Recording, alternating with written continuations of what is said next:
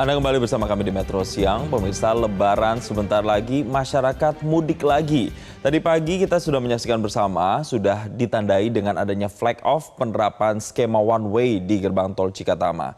Tapi seperti sebelum-sebelumnya bahwa puncak arus mudik ini memang biasanya terjadi sekitar H-3 Lebaran, yang tahun ini artinya itu dimulai sejak hari ini, yaitu tanggal 28 Maret.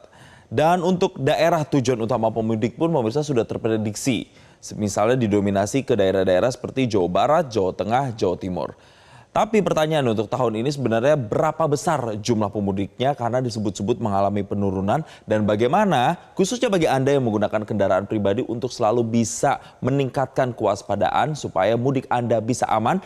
Mudik aman hingga kampung halaman. Kita lihat pemirsa secara garis besar data untuk pemudik tahun ini dulu. Kalau kita melihat sumber dari tahun 2025 ini dikatakan oleh Kementerian Perhubungan bahwa tahun ini hanya ada sekitar 146,48 juta orang. Kenapa saya bilang hanya? Karena ini turun sekitar 24% pemirsa. Gapnya jauh signifikan dibandingkan dengan tahun 2024 yang pada saat itu mencapai 193 juta orang. Jadi memang bisa dibayangkan pada saat itu pergerakannya lebih masif, tapi bukan berarti kemudian walaupun ada penurunan, tidak ada potensi kepadatan atau mungkin penumpukan kendaraan di sejumlah gerbang tol misalnya.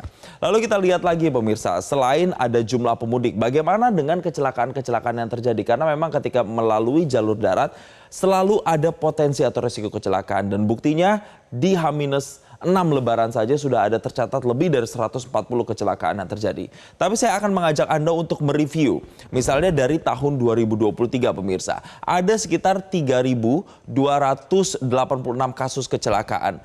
Ini yang tahun 2024 yang kemudian turun 8% dibandingkan dengan tahun berikutnya.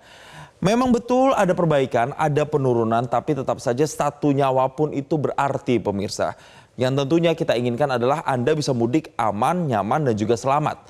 Dan kalau kita lihat, bahkan korban meninggal dunianya ini mencapai 469 orang atau 469 korban meninggal dunia. Turun lagi memang 12% dibandingkan dengan tahun 2023. Dan biasanya kecelakaan ini meliputi moda transportasi mana yang paling besar? Ternyata sepeda motor itu menduduki posisi paling teratas bahkan sampai dengan 73%. Artinya potensinya besar sekali. Kemudian ada kecelakaan bus ini 12% dan mobil pribadi 2% pemirsa. Dan kalau kita melihat datanya untuk tahun ini sendiri memang masih juga banyak yang menggunakan kendaraan seperti roda 2 motor untuk melakukan mudik. Lalu pemirsa kita lihat lagi apa sebenarnya penyebab-penyebab dari permasalahan kecelakaan yang biasa terjadi selama mudik. 34%-nya itu karena gagal menjaga jarak aman. Mungkin ini karena mengantuk atau kurang antisipasi sehingga kemudian terlalu mepet dengan kendaraan di depannya. Kemudian 29% ini akibat kurang perhatian terhadap lalu lintas di depan. Lalu 17% disebabkan kecerobohan saat berbelok. Ada juga 13% karena melanggar marka jalan. Ini juga jadi penting pemirsa. Marka jalan, tanda stop, dilarang parkir, ada tanda batas kecepatan maksimal. Itu yang benar-benar harus kita antisipasi. Kemudian 12%-nya ini akibat melebihi batas kecepatan. Jadi kalau sudah ada batas kecepatan yang ditentukan, maka Anda jangan kemudian langsung tancap gas melebihi batas aman. Walaupun kondisi jalan sedang lengang begitu. Karena walaupun melewati jalan tol yang lengang justru biasanya itu menjadi tricky pemirsa. Karena jalannya lurus apalagi kalau Anda dalam keadaan mengantuk potensi kecelakaannya justru besar pemirsa. Lalu kita lihat lagi pemirsa apa sebenarnya permasalahan di jalur mudik yang masih terjadi sehingga menyebabkan kecelakaan. 97,3% itu kecelakaan terjadi di jalan dengan permukaan mulus pemirsa seperti yang saya katakan tadi. Dan sementara hanya 2,7% di jalan rusak atau berlubang. Jadi kalau di jalan lurus apalagi misalnya Anda menyetirnya di malam hari secara jam biologis itu adalah jam istirahat, jam tidur. Kalau Anda tidak antisipasi, fisik Anda tidak prima misalnya dan kemudian Anda mengantuk, itu bisa saja membuat Anda lengah dan kurang antisipasi. Apalagi ke jalan-jalan tol yang mungkin itu penerangannya kurang maksimal. Jadi membuat Anda juga kesulitan mungkin untuk bisa melihat jarak aman atau jarak berkendara Anda. Tapi walaupun secara data 97% kecelakaan ini terjadi di jalan yang mulus seperti di jalan tol pemirsa, bukan berarti kita harus abai dengan jalan-jalan arteri. Karena kalau kita melihat jalur arteri ini juga masih banyak jalan berlubang, penerangan yang belum maksimal sampai dengan banjirop di jalur pantura yang kemudian Anda harus antisipasi juga. Kemudian tips aman berkendara selama mudik yang bisa Anda lakukan misalnya apa saja? Ada beberapa yang sudah kami rangkum dan mungkin bisa Anda lakukan aplikasikan selama mudik ini pemirsa. Pertama, periksa kondisi kendaraan sebelum berangkat. Sudah pasti Anda harus ke bengkel terlebih dahulu untuk memastikan semuanya dalam kondisi prima. Termasuk aki, mesin pemirsa, oli. Itu adalah hal-hal yang esensial. Jangan sampai Anda kemudian bisa mogok di jalan. Kemudian istirahat yang cukup dan hindari mengemudi dalam keadaan mengantuk. Mengantuk itu sepele pemirsa, tapi kalau hal yang sepele ini diabaikan pemirsa, ini bisa berujung pada nyawa yang kemudian dikorbankan. Apalagi kalau Anda bersama dengan keluarga. Kemudian ada patuhi batas kecepatan dan juga aturan lalu lintas yang berlaku. Sekali lagi Anda lihat marka-marka jalan, aturan lalu lintasnya. Kemudian kalau Anda lewat jalur-jalur yang mungkin terlewati oleh jalur ganjil genap, Anda juga harus mengantisipasi hal tersebut. Kemudian jaga jarak aman dengan kendaraan lain untuk mengantisipasi pengereman mendadak. Ini yang seringkali terjadi misalnya di jalan tol. Mentang-mentang jalannya lagi lowong, mentang-mentang jalannya lagi lengang, kemudian langsung tancap gas kendaraannya. Padahal pemirsa, ada batas-batas yang harus kita patuhi untuk jarak aman antara kendaraan yang ada di depan ataupun di belakang kita. Itu yang kemudian harus kita antisipasi bersama. Kemudian, gunakan perlengkapan keselamatan seperti helm dan juga sabuk pengaman. Tentunya kalau helm untuk Anda yang berkendara menggunakan sepeda motor dan juga sabuk pengaman.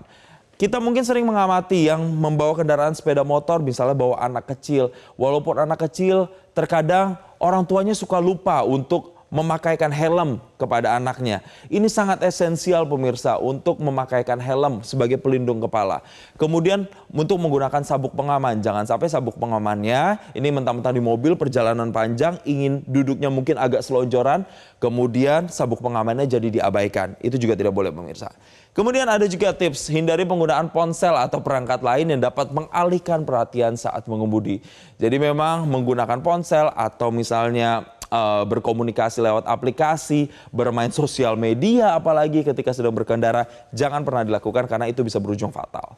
Kemudian pemirsa, ada juga rencanakan rute perjalanan dan perhatikan informasi terkini mengenai kondisi jalan serta cuaca. Ini harus Anda perhatikan karena kan jadwal one way pemirsa misalnya itu kan sudah diberlakukan mulai dari kemarin hari Kamis sampai dengan pukul 00. Hari ini pun juga sudah dilakukan dari jam 9 pagi tadi mulai dari gerbang tol Cikatama kilometer 70 sampai dengan di wilayah Semarang Jawa Tengah pemirsa.